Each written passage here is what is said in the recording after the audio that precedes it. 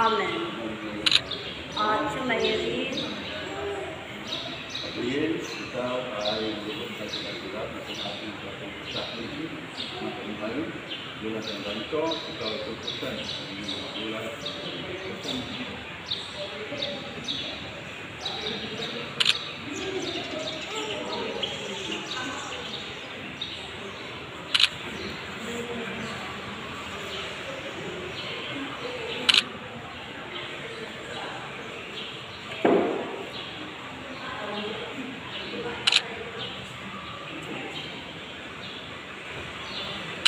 Evangelio San Juan, chapter 3, binabanggit ko si Jesus, isang gabi dinawag sa Panginoon at tatawag sa Diyos.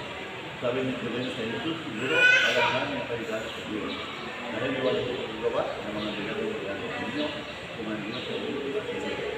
Tugon ni Jesus, sinasabi ko sa iyo, ang hindi sila pagkakas sa kaharan ng Diyos.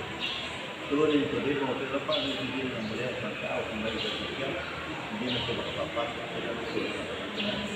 Tuloy na sila. Sabi ko sa iyo, hindi sila namulit sa tubig at sa Espiritu Santo ang hindi sa akin ng Diyos. Ang sinilong sa laman ng laban, sinilong sa Espiritu ay bang may kapatid.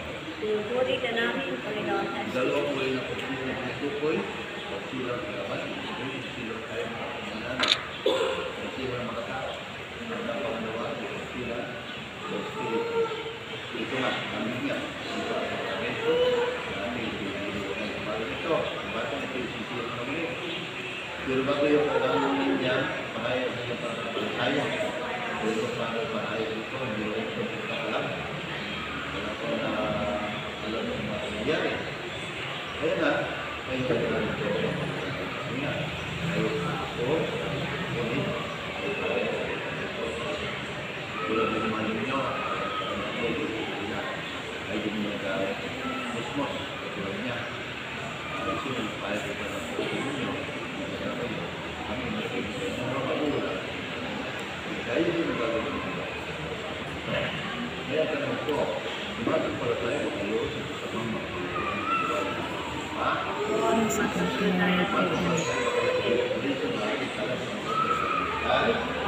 Sumasampalataya po kami.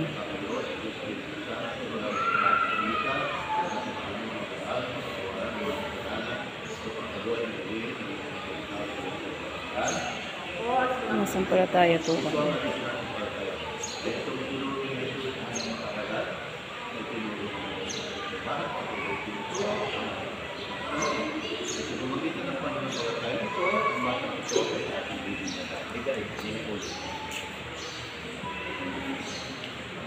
Gabriel, binibigyan ako sa pangalan ng Ama ng Anak ng Espiritu Santo.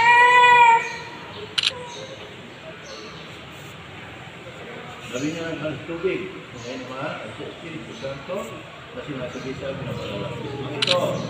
Ang bubang kanawan ng Espiritu Santo at ang lahat ng kanyang mga kaloob ngayon at magsasawan.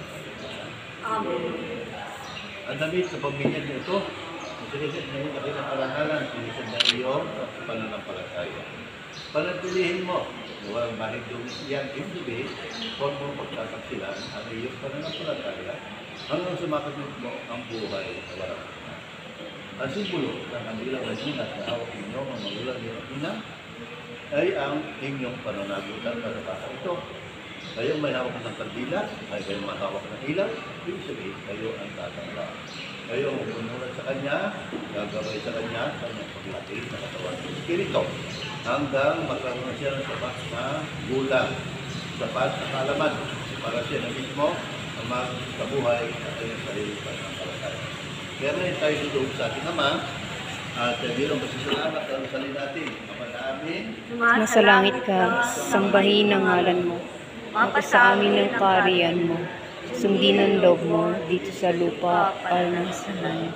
Bigyan mo kami ngayon ng aming kakanin sa araw-araw. Patawarin mo kami sa aming mga sala, para ng pagpapatawad namin sa nagkakasala sa amin. Huwag mo kami palintid sa tukso. At iadya mo kami sa lahat ng sama. hingin din natin ang paggabay ng mga Nabi Maria, ating ina, at siyang siya kayo ng apostol, para sa paglaki ng bata. Birheng Maria, Napupuno Puno ka ng grasya. Ang Panginoong Diyos ay sumasa iyo. Bukod kang pinagpala sa babaeng lahat. Pinagpala naman ng anak na si Jesus. Santa Maria, Ina ng Diyos, panalangin mo kaming makasalanan, ngayon at kung kami mamamatay. Amen. At At sumainyo rin. manatili ngayon at magmamasawalan. Amen. Amen. Happy Christmas.